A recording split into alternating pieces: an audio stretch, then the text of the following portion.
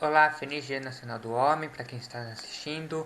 Esse é o canal Psicoandrologia, um canal dedicado a falar sobre a psicologia masculina, como funciona a mentalidade do homem, como é ser homem na sociedade atual. Esse vídeo é provavelmente o último vídeo que eu estarei fazendo, pelo menos por enquanto. Na verdade já tem um outro gravado que eu vou divulgar amanhã, mas infelizmente eu não consigo mais manter o canal, produzir vídeos com frequência, então esse ano será o último a princípio. E no vídeo de hoje então eu vou falar um pouco sobre o Guia de Recomendações para Psicólogos que a Sociedade Britânica de Psicologia lançou esse ano, no qual eu tive o prazer de realizar a tradução para o português. O link está disponível na descrição do vídeo, para quem quiser ler na íntegra, mas aqui eu vou fazer um breve resumo. Então aqui nós temos a versão original em inglês, né, Psychological Interventions to Help Male Adults, cuja versão brasileira ficou como intervenções psicológicas com o fim de ajudar homens. Esse breve artigo, então, ele começa a fazer uma introdução, diz que a formação em psicologia ela tem uma tendência a tratar o gênero como se fosse uma coisa meio neutra. O sexo ou o gênero das pessoas não impacta na sua psicologia em nada, não faz a menor diferença na efetividade do tratamento ou na forma como você transmite as informações, como as patologias se manifestam e etc.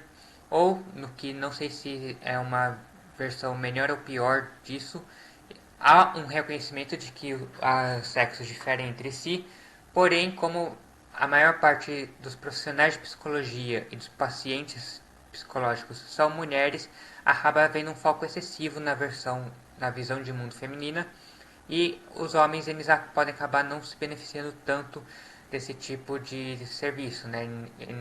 Psicoterapia pode não ser tão eficiente para eles, ou talvez até proporcionar mais malefícios do que benefícios, supondo que o mesmo tratamento promova benefícios às mulheres.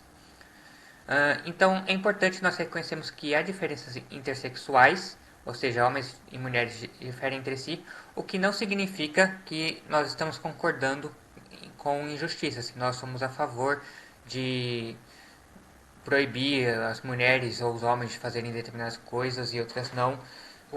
No plano individual é sempre mais importante do que o plano coletivo, né? Mesmo dentro de cada sexo as pessoas diferem entre si. Porém, quando você recebe um paciente pela primeira vez no seu consultório, você não sabe nada sobre essa pessoa, exceto aquilo que você consegue ver de imediato: sexo, idade, talvez você consiga ter uma ideia da classe social dele, mas você não sabe de imediato o que funciona para ele ou não. O que você pode fazer é tentar usar essas informações iniciais que você tem para promover a melhor terapia possível, e depois, à medida que o tratamento vai avançando, você mantém ou muda as coisas. Então a ideia é um pouco essa, é oferecer um guia inicial de o que é mais provável de dar certo se você sabe que a pessoa é homem, para que depois você vá fazendo os ajustes necessários. E então a psicoterapia tradicional ela tem várias características que você normalmente encontra nos relacionamentos femininos, mas não necessariamente encontra nos relacionamentos masculinos. Ela tem uma ênfase muito grande na exploração emocional, então não importa qual seja a sua queixa, por qual motivo você procura um psicólogo, geralmente ele vai pedir para você falar sobre seus sentimentos. Então, se você fala que, por exemplo, está com dificuldade nos estudos, que você não consegue se concentrar, geralmente o psicólogo vai perguntar como você se sente ao ter dificuldade em relação aos estudos, ou como você se sente por estar tendo problemas escolares, ao invés de tentar te ajudar a identificar o que está causando esses problemas, né? Também existe um foco muito grande na expressão verbal, você tem que falar sobre o que você está sentindo, falar sobre o que você está experienciando. É um relacionamento muito cara a cara, face a face, né? Então o psicólogo fica de frente pro paciente, supondo que esse psicólogo não seja um psicanalista ortodoxo. Essa coisa de bate-rebate, o paciente fala uma coisa, o psicólogo interpreta, e o paciente fala outra coisa, o psicólogo interpreta de novo. O paciente, ele normalmente fica numa postura de paciente mesmo, no sentido etimológico da palavra, de que ele é passivo, ele não faz nada, não sei receber a cura por meio das palavras do psicólogo. E geralmente os professores eles ensinam os alunos de psicologia a terem uma visão dualista do mundo, por assim dizer, um duplo padrão de que se a terapia não funcionar, a culpa é do paciente que não se esforçou o suficiente, mas se ela funcionar, então é porque o psicoterapeuta foi bastante competente. Algo que obviamente não agrada às pessoas que não se beneficiaram do tratamento e que não vai ajudar essas pessoas futuramente. Não adianta dizer que os homens têm que se adaptar à psicologia, porque é muito mais fácil a psicologia se adaptar aos homens. E isso é até uma questão de profissionalismo, né? Isso vale para psicologia, assim como vale para medicina, para o direito, para engenharia. É o profissional que se adequa à sociedade, não a sociedade que se adequa ao profissional. Então, o artigo ele faz algumas propostas de como deve ser a conduta do psicólogo é, ao trabalhar com homens. Então, uma das coisas que ele fala é lembrar os psicólogos de que não existem evidências de que falar seja a única ou a melhor solução para problemas de natureza psicológica. Se as universidades não ensinam outro método, não é porque todos os outros métodos fracassaram em demonstrar eficiência, é porque ninguém nunca pesquisou outro método, ninguém nunca tentou criar um outro método. Então, é importante a gente ter essa ideia de que podem existir outros métodos, talvez até melhores, que nós devemos explorar essas alternativas. A psicoterapia, ela não precisa ser necessariamente cara a cara, apenas o psicólogo e o paciente. Existe terapia de grupo já faz metade de um século. Eles têm se mostrado tão eficazes quanto a terapia individual em alguns casos. E os homens, em geral, assim como as mulheres, eles preferem o atendimento individual, né? Mas os homens parecem mais propensos a aceitar uma terapia em grupo e talvez se beneficiem até um pouco mais que as mulheres com esse tipo de abordagem. Além disso, existem várias abordagens que, ao invés de focar nas emoções, focam na resolução de problemas, como a terapia cognitivo-comportamental, e que elas têm se mostrado tão ou mais eficazes para determinadas condições. Psicólogos eles devem estar dispostos a adotar essas abordagens focadas na resolução de problemas. E uma evidência de que esse tipo de abordagem ela é atraente aos homens é o sucesso que o coaching e o mentoring faz com os homens. Muitos psicólogos dizem que homens não procuram psicólogo porque a masculinidade é frágil, porque os homens são machistas e não querem demonstrar vulnerabilidade, não querem demonstrar os seus sentimentos, ou que procurar ajuda viola o código machista de masculinidade. Só que esses homens eles não têm vergonha de procurar ajuda de um coaching, de um mentoring, de abrir, de falar sobre seus sentimentos com essas pessoas. Por quê? Porque são serviços que focam na resolução de problemas. E os homens acham isso atraente, eles buscam isso. E a psicologia ela pode se beneficiar também ao adotar essas posturas, né? Ao invés de ficar simplesmente culpando os homens pelo seu próprio infortúnio. Além disso, ninguém gosta de ter sua identidade chamada de tóxica. Agora está na moda fala sobre a masculinidade tóxica, né? De tudo que o homem faz de errado de ser a culpa da masculinidade tóxica dele. É, mas a gente não fala para as mulheres que os problemas que elas têm é culpa da feminilidade tóxica, como eu já falei em outro vídeo aqui. E faz sentido que a gente não fale isso para as mulheres, porque isso não é produtivo, isso não ajuda em nada. Muitas vezes a única coisa que você vai conseguir fazer é deixar a outra pessoa irritada, fazer com que ela abandone a terapia. Falar sobre masculinidade tóxica ou de qualquer outra coisa de identidade, sei lá, branquitude tóxica, heterossexualidade tóxica, não ajuda em nada. Não use esse tipo de termo. E também usar mais comunicação lado a lado, ou seja, ao invés de ficar naquela coisa de um de frente pro outro, fala, rebate, fica mais uma coisa de um do lado do outro, pensando junto em como encontrar a solução para um problema, uma coisa mais pragmática mesmo. Além disso, algumas recomendações que eles têm que eles colocam como sendo importante os psicólogos nunca esquecerem é que homens e mulheres tendem a reagir diferentemente à mesma situação. Então, eu já falei aqui em alguns outros vídeos de que parece existir uma discussão de que existiriam pelo menos dois tipos de depressão, que as mulheres aparentam ter mais depressão, porque quando a gente pensa em depressão, a gente pensa muito numa depressão com sintomas internalizantes, que seria a versão padrão das mulheres, mas existiria também uma depressão com problemas externalizantes, que supostamente seria mais comum nos homens, e que ela acaba não sendo diagnosticada porque a gente é ensinado a pensar na depressão como apenas sintomas internalizantes. Além disso, o risco de suicídio é maior em homens, né? Então, também já falei aqui em algum momento anterior de que as mulheres elas até tentam cometer suicídio com mais frequência, mas isso provavelmente é porque elas têm mais chance de sobreviverem à tentativa de suicídio. Quem morre de suicídio com mais frequência em geral são os homens. Então é importante que psicólogos ao atenderem homens tenham isso em mente. Avaliar criticamente a confiabilidade de protocolos e avaliações. Então, muitas vezes, o Conselho Federal de Psicologia, ou a Associação Americana de Psicologia, a Sociedade Britânica de Psicologia, eles emitem protocolos e avaliações de como os psicólogos devem se comportar nos seus serviços, mas infelizmente a gente sabe que existe uma tendência a esses protocolos eles se valerem muito mais de propostas ideológicas sem evidências empíricas de que aquilo que eles estão propondo realmente funciona.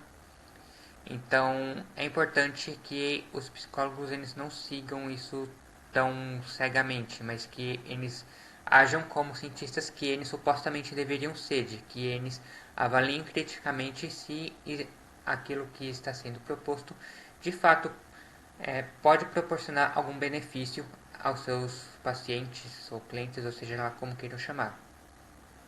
Sempre preferir abordagens baseadas em evidências, apesar de que em alguns casos pode ser que uma determinada área, um determinado tipo de problema não tenha pesquisa suficiente para que os psicólogos utilizem uma abordagem baseada em evidência. Nesse caso, eles devem procurar a abordagem que oferece o menor risco de dano, o que necessariamente significa nunca usar abordagens ideológicas.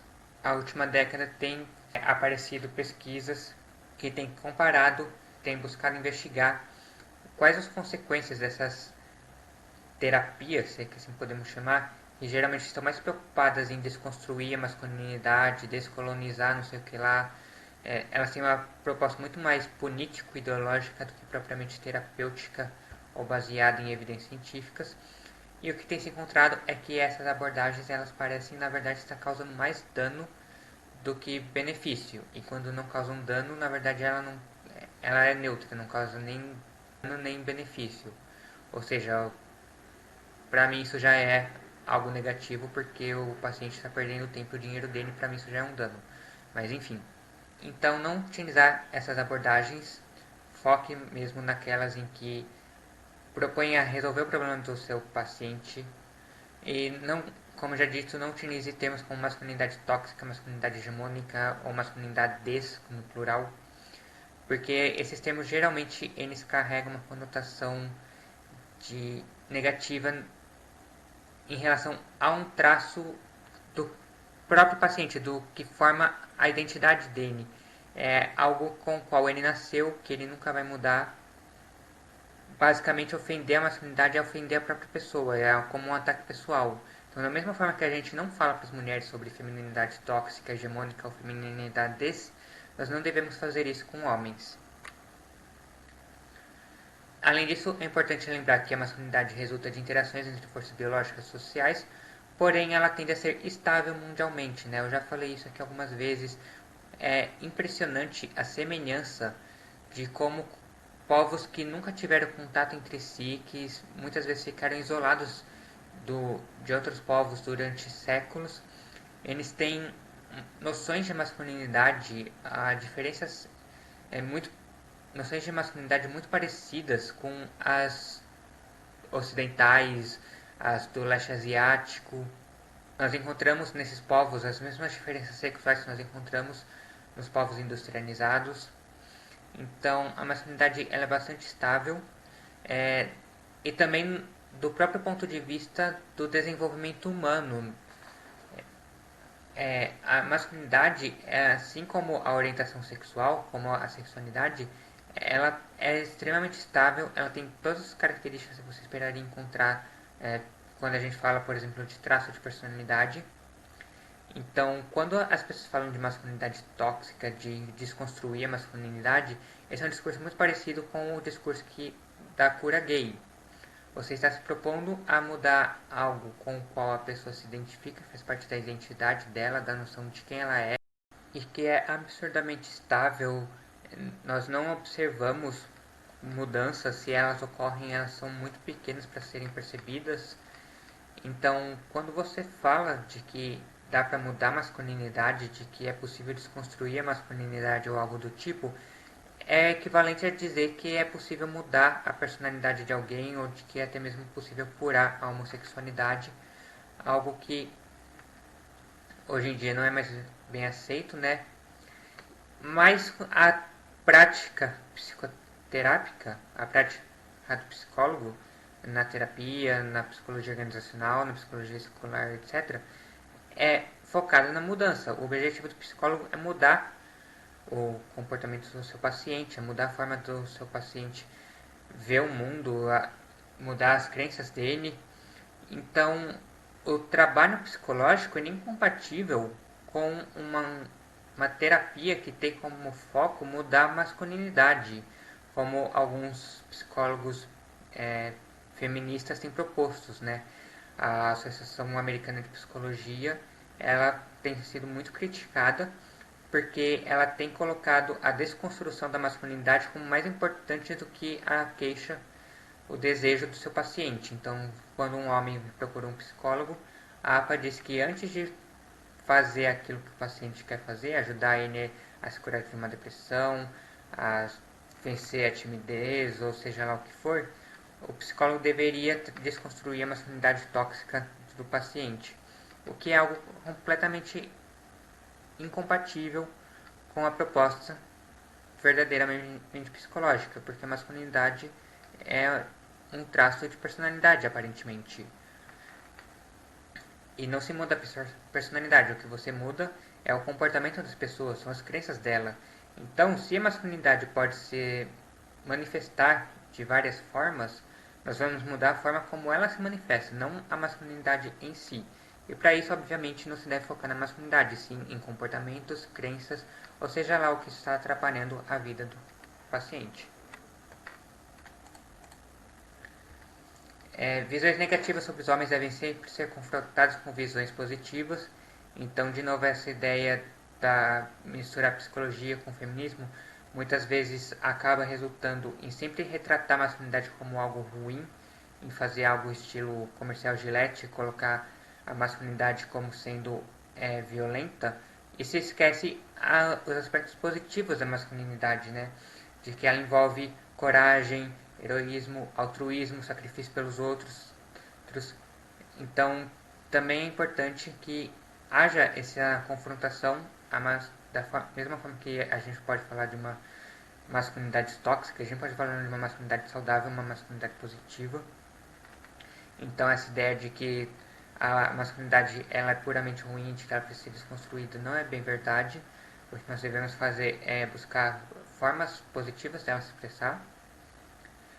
O psicólogo deve sempre buscar uma abordagem adequada ao perfil do paciente, né? Então, normalmente a gente aprende na formação que existem determinadas técnicas que são adequadas a adultos, outras a crianças, outras a idosos e assim por diante.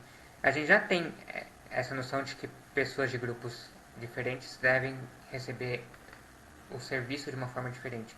Basicamente, o que nós devemos fazer agora é estender isso a outros grupos, né?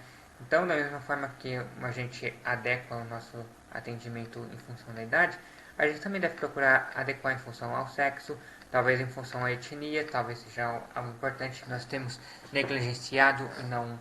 E aí pessoas de minorias étnicas não estão se beneficiando tanto quanto deveriam, orientação sexual, religião, classe social, espectro político e assim por diante. Existem algumas técnicas terápicas que elas parecem ser mais bem aceitas e mais efetivas com homens, como a psicoeducação, a escrita expressiva, o atendimento online. Se tem uma coisa de boa que a pandemia da Covid trouxe é que finalmente fez o Conselho Federal de Psicologia a abraçar a ideia do atendimento online, que ele sempre foi muito relutante em promover esse tipo de atendimento, né? Os psicólogos em geral são muito tecnofóbicos, eles odeiam tudo relacionado à tecnologia, então eles sempre foram muito contra oferecer atendimento online. E aí com a pandemia esse serviço ficou mais acessível a boa parcela da população, incluindo homens. E como considerações finais, nós temos que admitir que, ironicamente, nós sabemos muito pouco sobre a psicologia masculina. Sexo é uma categoria universal, todas as culturas de todos os locais geográficos e épocas possuem homens e mulheres. As pessoas percebem, desde que o mundo é mundo, que homens e mulheres são diferentes entre si, mas a psicologia meio que ignorou. E apesar de muita gente achar que o modelo padrão da psicologia é um modelo masculino porque antigamente as mulheres não podiam trabalhar, então os psicólogos eram todos homens, mas esses psicólogos homens, eles também adotavam uma abordagem de gênero neutro, eles tratavam homens e mulheres como sendo iguais, ao invés de focar em buscar qual o melhor tipo de serviço para cada grupo. E é importante mantermos-nos abertos ao diálogo, respeito e buscar melhoria da qualidade de pesquisa, ensino e prática.